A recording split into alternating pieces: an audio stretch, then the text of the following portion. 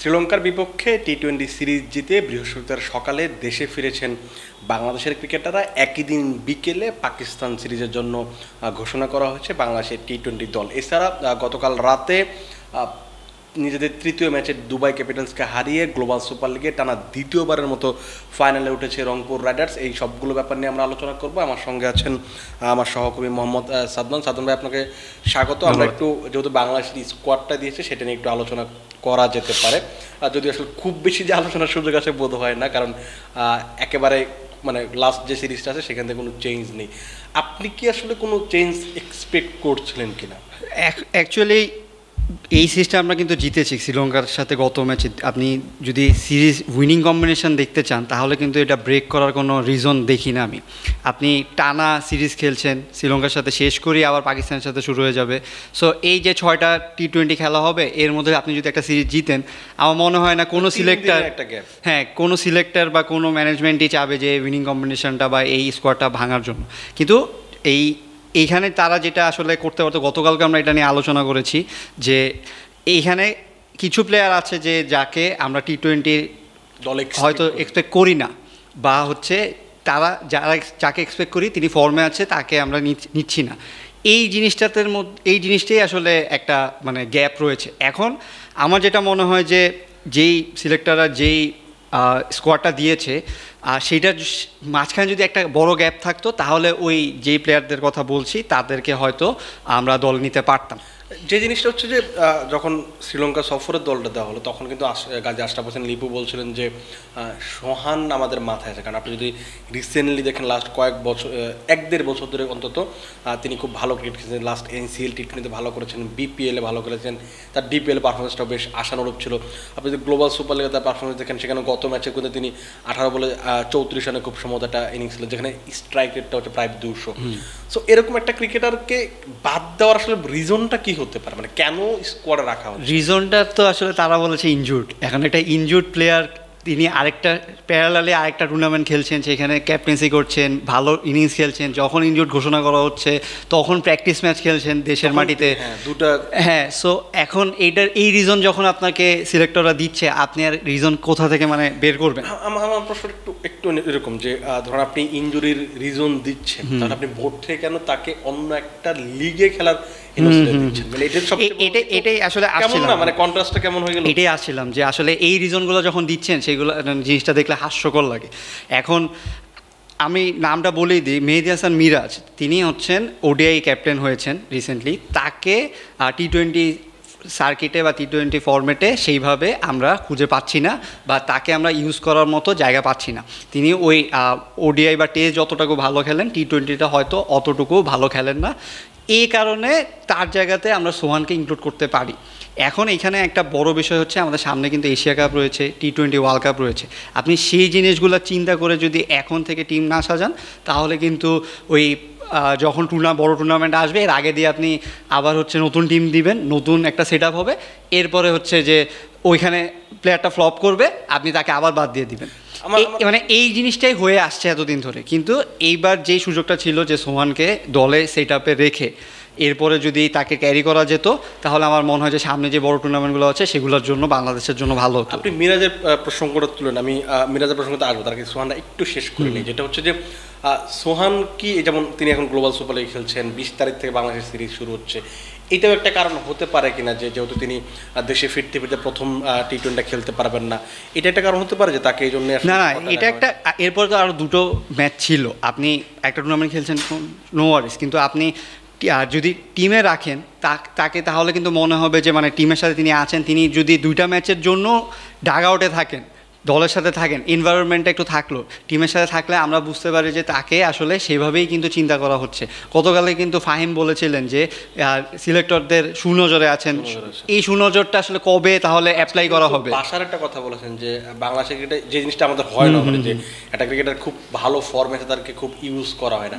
আজকে বাসার বলছিলেন যে সোহানের যে সামর্থ্যটা, তিনি যে এখন ক্যারিয়ার সেরা সময় আছেন, এই জিনিসটা ব্যবহার করা উচিত। নির্বাচক মনে হয় এই ট্রিক্সটাই না, এখানে আরেকটা যেটা আরেকটা লজিক যেটা তারা দেখায় মাঝে মাঝে, লিটনের ব্যাপারটা যদি দেখেন, লিটন টি-20তে ক্যাপ্টেন, তাকে তিনি ওডিআই ফর্মটা অত ভালো নেই, ওডিআই নিয়ে তিনি বাদ পড়েছেন, চ্যাম্পিয়ন্স ট্রফিতে তিনি বাদ পড়েছিলেন, এরপরে ওডিআইতে সুযোগ পেলে ডিপিএলে ভালো করতে পারেন, সুযোগ পেয়েও ভালো করতে পারেননি। কিন্তু টি-20 তিনি কিন্তু লাস্ট 2টা ম্যাচে ক্যাপ্টেন হিসেবে খুবই ভালো খেলেছেন, ক্লিক করেছেন। তিনি কিন্তু প্রেস কনফারেন্সে বলেছিলেন যে টি-20তে আমি অন্যরকমভাবে বুঝি। এখন এই প্লেয়ারটাকে আপনি ওয়ানডেতে যখন নিচ্ছেন, খেলাচ্ছেন, তখন কিন্তু আবার সমালোচনা হচ্ছে। তখন তারা কি বলছে যে টি-20 ক্যাপ্টেন তিনি, তাকে আসলে সেট আপে রাখতে হয়। বা মিরাজের ব্যাপারটাও কি আসলে তাই যে তিনি টি-20 হ্যাঁ ওয়ানডে ক্যাপ্টেন বলেই তাকে টি-20 ফর্মেটে রাখা হচ্ছে? প্রশ্ন করতে কারণ হচ্ছে আমার কাছে যেটা মনে হচ্ছে যে পাকিস্তান সফরের কথা যদি আপনার মনে থাকে, তখন কিন্তু মিরাজ কিন্তু প্রাথমিক যে দলটা ছিল সেটাতে কিন্তু তিনি ছিলেন না। মিরাজ এবং পাকিস্তান সফর যখন আমার খুব যতটুকু মনে নাহিদ রানা যখন বললেন যে তিনি যাবেন না, তখন খুব সময় তাকে মিরাজকে ইনক্লুড করা ছিল। আমার কথা হচ্ছে যে 1 মাস আগে যে ক্রিকেটারটা টি-20 দলের থাকারই যোগ্য ছিল না, সে হুট করে 1 মাসে কি এমন করলো যেটার কারণে এখন এই যে 2টা ম্যাচে খেলে ফেলেছেন। এইখানে লাস্ট ম্যাচটা তো আসলে বাদ পড়েছেন, যেখানে শেখ মেহেদী জায়গা করে নিয়েছেন এবং খুবই ভালো পারফর্ম করেছেন, যেটা নিয়েও সমালোচনা হচ্ছিল যে তাকে কেন বাদ দিয়ে মিরাজকে রাখা হচ্ছে। এখন আপনি এই যে আমি বলছিলাম যে উইনিং কম্বিনেশন ভাঙতে চান না, কিন্তু মিরাজ তো আসলে যেই লাস্ট ম্যাচটা খেলো সেখানে ছিলেন না। আপনি চাইলেই কিন্তু সোহানকে অ্যাড করতে পারতেন। আপনি যেটা বলছেন যে জিএসএল এর ফাইনাল রয়েছে, এরপরে তিনি আসবেন, আমি তো বললাম যে 20 তারিখ থেকে আসলে সিরিজটা শুরু হচ্ছে, তার আগে জিএসএল কিন্তু শেষ। ফার্স্ট ম্যাচটা না খেলুক, আপনি টিমে রাখতেন, আপনি দলে ঘোষণা করতেন যে স্কোয়াড থাকে, এরকম তো থাকেই অনেকেই। যে আপনি যদি সাকিব আল হাসান যদি থাকতেন, তিনি যদি অন্য একটা টুর্নামেন্ট খেলতেন, তাকে আপনি বাদ দিয়ে করতেন না, স্কোয়াড করতেন না। সো এইখানে আমার এই যেই লাক্সারি করা যায় সেই জায়গাটায় যদি আমি না করি, তাহলে আসলে মানে তাদের চিন্তা ভাবনাটা আসলে কিরকম হবে। একটা বড় প্রশ্ন যে আপনার কি মনে হয় কিনা, কারণ আমাদের কিন্তু এশিয়া কাপের আগে এই সিরিজটাই শেষ সিরিজ পাকিস্তানের, তারপর আমরা হয়তো 1 মাসের একটা ক্যাম্প করবো যদি কোনো দলের সঙ্গে সিরিজ খেলতে না পারি। আপনার কি এই জিনিসটা মনে হয় যে যেহেতু আমরা শ্রীলঙ্কায় টি-20 সিরিজ জিতছি, বাই চান্স পাকিস্তানের বিপক্ষে আমরা সিরিজটা জিতে গেলাম, তখন আসলে সোহান কোনোভাবেই এই এশিয়া কাপ কিংবা বিশ্বকাপের বিবেচনায় আসবেন না? তার মানে হচ্ছে এটা মানে ইঙ্গিত না, এটাই বলছিলেন যে বড় টুর্নামেন্টটা আগে দিয়ে যদি আমি চেঞ্জও করি, তখন কিন্তু আমরা আসলে ধোঁয়াশায় থাকবো যে আসলে তাকে নেওয়া হবে নাকি। এখন এই সিরিজটা যদি মিরাজ আসলে দলে জায়গা না পান বা পেলেও যদি পারফর্ম করতে না পারেন, তখন হয়তো সিলেক্টররা চিন্তা করবে যে না, এশিয়া কাপের জন্য আমরা সোহানকে কনসিডার করতে পারি। কিন্তু ওই যে আমি যেটা বলছিলাম যে হঠাৎ করে আপনি নিচ্ছেন, আপনি এই যে এই বাইলেটারাল সিরিজগুলো না খেলিয়ে আপনি নিয়ে যাচ্ছেন, তখন যখন হঠাৎ করে নামবেন একটা প্রেশার থাকে, আপনি তখন পারফর্ম করতে পারলেন না, তখন সোহানের ক্যালিবার নিয়ে কথা হবে, তখন বলা হবে যে আশেপাশে আপনারা বলেছিলেন যে এখন আশেপাশে এই যে চাপটা থাকে অনেক সময়, দর্শকরা যখন খেলা দেখে তখন কিন্তু তারা বলে যে না, এই প্লেয়ারটা ভালো খেলছে, কেন নিচ্ছেন না এই প্লেয়ার।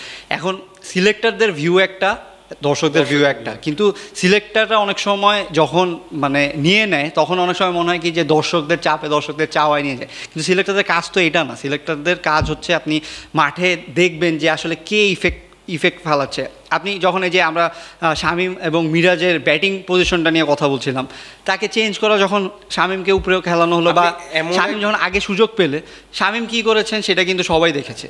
সো এই জিনিসগুলো যেটা সাধারণ মানুষ বা জার্নালিস্ট বা আমরা যারা বুঝছি, তারা সিলেক্টর অবশ্যই সেটাও বুঝে, কিন্তু তারা যখন ডিসিশন নেয়, তাদের ডিসিশনটা মনে হয় যেন একটু মানে ব্যাপারটা এরকম যে তারা মানে মাঝে মাঝে এমন ডিসিশন নেন যেটা দেখে মনে হয় তারা ক্রিকেট বুঝেন। হ্যাঁ, এটা অনেক সময় মনে হয়, কিন্তু এটা কোনোদিন হয় না, অবশ্যই না, কারণ তারা ক্রিকেট না বুঝলে এখানে এই অবস্থা না। বাংলাদেশের হয়ে খেলেছেন, ঘরোয়া ক্রিকেট অনেক জায়গায় খেলেছেন, কিন্তু হয় কি অনেক সময় আপনি যখন অনেক কিছু জানবেন, তখন আসলে অনেক কিছু মিসিং হয়ে যায়। আপনার অনেক কিছু আপনি নিজের সিদ্ধান্তে সবগুলো ঠিক হবে, বাট এরকম না। আপনি অনেক সময় অনেকের কথা শুনতে পারেন, সেটা আপনার যদি ইফেক্টিভ হয়। আপনি ধরুন এই যে শামীম পাটোয়ারির কথা বললেন, প্রথম ম্যাচটাতে 23 বল খেলেছিলেন, মিরাজ রান করেছিলেন খুব সম্ভবত 29, এবং ওই ম্যাচেই 4 বল খেলে 14 রান বা 13 রান করেছিলেন শামীম পাটোয়ারি। অথচ শামীম পাটোয়ারি যেদিন পরের দিন যখন বেশি বল খেলা শেষ করবেন 40 অর্ডার টাইম। সো আপনাকে এগুলো বুঝতে হবে যে আপনি কোন সময় কাকে ব্যাটিং করবেন, কাকে খেলাবেন, কে আপনাকে বেশি ইফেক্টিভ পারফরমেন্স দেবে। এই জিনিসগুলো মনে হয় যে ক্যালকুলেশন করতে গিয়ে আমাদের টিম ম্যানেজমেন্ট, নির্বাচক সভা। তারপরে আরেকটা জিনিস দেখবেন যে নাইম শেখের কথা যদি বলি, তাকে 1 ম্যাচ খেলালেন আপনি, তাকে খেলালেন হচ্ছে 4 নম্বরে, তিনি হচ্ছে সবসময় ওপেনিং করে আসছেন। এখন 4 নম্বরে খেলালেন, তিনি কিন্তু ফেল করেননি, কিন্তু স্লো ইনিংস খেলেছেন, যেটা টি-20 সুলভ না হয়তো।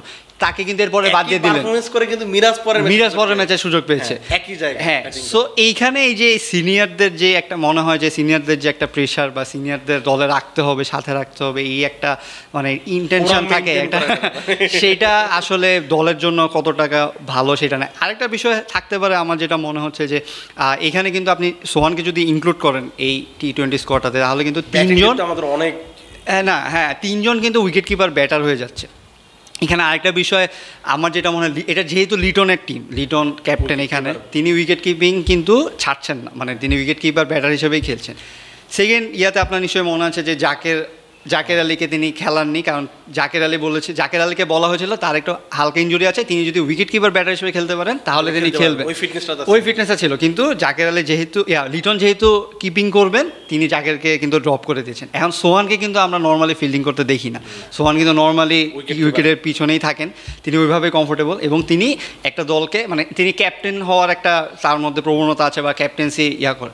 কিন্তু এখন লিটনের আসলে এটা নিয়েও একটা যদি দ্বিধাদ্বন্দ্ব থাকে, হ্যাঁ এটা নিয়ে একটা দ্বিধাদ্বন্দ্ব যদি থাকে যে মানে লিটনকে আসলে তার জায়গাটা ছাড়বেন না, কিন্তু উইকেট কিপিংয়ের পজিশনটা ছাড়বেন নাকি, ক্যাপ্টেন্সি নিয়ে আমার মনে হয় না কোনো সমস্যা হবে, কিন্তু উইকেট কিপিংয়ের জায়গাটা আসলে ছাড়বেন নাকি, এটা একটা বড় বিষয়। এখন লিটনের একটা যেটা বিষয় যে লিটন যদি যখন ভালো ফর্মে এসে পড়েন বা খেলেন, তখন কিন্তু তার অ্যাটিটিউডটা একটু চেঞ্জ হয়ে যায়, তিনি কিন্তু একটু ডমিনেটিং হয়ে যান বা তিনি কিন্তু এরকম হয়ে যায়। সো তিনি যদি ভালো করতে থাকেন, আমার মনে হয় যে এইটা একটা ইস্যু হবে যে সোহানকে না এই জিনিসটা চিন্তা করা উচিত যে তার T20 দলটা কিভাবে ইফেক্টিভ হতে পারে, ভালো খেলতে পারে, বিশেষ করে তার নিজের চেয়েও। মানে জিনিসটা হচ্ছে যে তার দল যখন ভালো খেলে তখন অটোমেটিক্যালি প্রো ক্রেডিটটাই ক্যাপ্টেনের উপরে এসে পড়ে। সো এইটা মনে হয় লিটন একটু চিন্তা করা উচিত। তারপরে সোহানের কথা আমরা আলোচনা করছি, সোহানের আর একটু নিয়ে আলোচনা করা যেতে পারে, যেটা হচ্ছে গ্লোবাল সুপার লিগে গত মৌসুমে তিনি চ্যাম্পিয়ন ক্যাপ্টেন ছিলেন, এবার তারা 3টা ম্যাচ খেলে 3টাই জিতেছে, ফাইনাল উঠে গেছে। গত ম্যাচে দুবাইকেও তারা হারিয়েছে, গায়ানা, দুবাই এবং হচ্ছে হোবার্ট হারিয়েছে, মানে টপ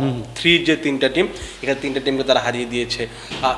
কেমন দেখছেন তাদের পারফরমেন্স, বা দল হিসেবে আসলে কতটা টপ নচ? মানে আপনি প্রথম জিএসএলটার যদি কথা মনে থাকে, প্রথম 2টা ম্যাচ কিন্তু তারা হেরেছিল, এরপরে কিন্তু ফাইনালে উঠে ফাইনাল জিতে গিয়েছে। এবার কিন্তু তারা একদম প্রথম শুরু থেকেই ভালোভাবে হাসছে। এখন না আল্লাহ না করুক যে ফাইনালে গিয়ে আবার যাতে গায়ানার কাছে হেরে না বসে বা এখন এই টিমটার যেই খেলাটা দেখছি, প্রত্যেকটা ম্যাচই কিন্তু টান লাস্টের ওভারে যে জিতছে, লাস্টে একটা প্যানিক অ্যাটাকের মতো করে হচ্ছে। আমরা যারা রিপোর্ট করছি হ্যাঁ মানে হয়তো জিতা ম্যাচটাও কালকে কিন্তু দেখবেন যে জিতা ম্যাচটা লাস্ট ওভার পর্যন্ত চলে গিয়েছে, আমরা বুঝতে পারছিলাম না যে কোন দিকে যাবে।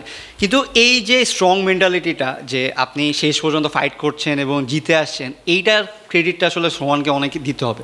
এখানে মায়ার্স খুব ভালো পারফর্ম করছেন, বা ওমরজাই আছেন তিনি ভালো পারফর্ম করছেন, ইফতেখার ভালো পারফর্ম, খালেদ আহমেদ কিন্তু দুর্দান্ত খেলছেন, দারুণ বোলিং করেছেন।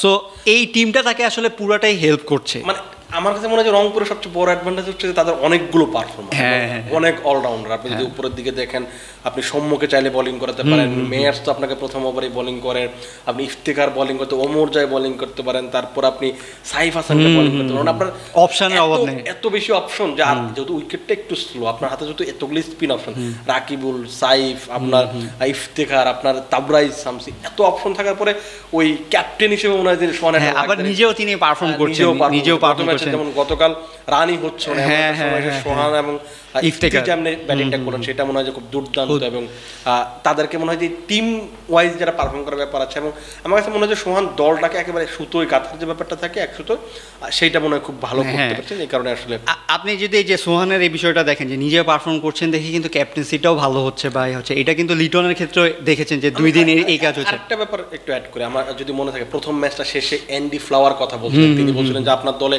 সোহানের মতো ক্যাপ্টেন থাকাটা খুব গুরুত্বপূর্ণ, কারণ ওই ম্যাচটা এরকম ছিল যে খুব সম্ভবত 36 বলে 40 বা 42 রান দরকার ছিল, কাছাকাছি এরকম একটা রান দরকার ছিল, কিন্তু তার বোলারদের সে এমনভাবে ইউজ করে শেষ পর্যন্ত সেই ম্যাচটা তারা জিতে নিয়ে এসেছে। তো আপনার এই ব্যাপারগুলো আসলে অনেক বড় ব্যাপার মাঠের ক্রিকেটে, আপনি শুধু ব্যাটিং করলেই তো আসলে না, সেটাই আমরা কিন্তু ঘরোয়াতেও দেখি যে সোহান কতটুকু ইফেক্টিভ, কতটুকু ভালো খেলে, বা ক্যাপ্টেন্সি তিনি কতটা ভালো করেন।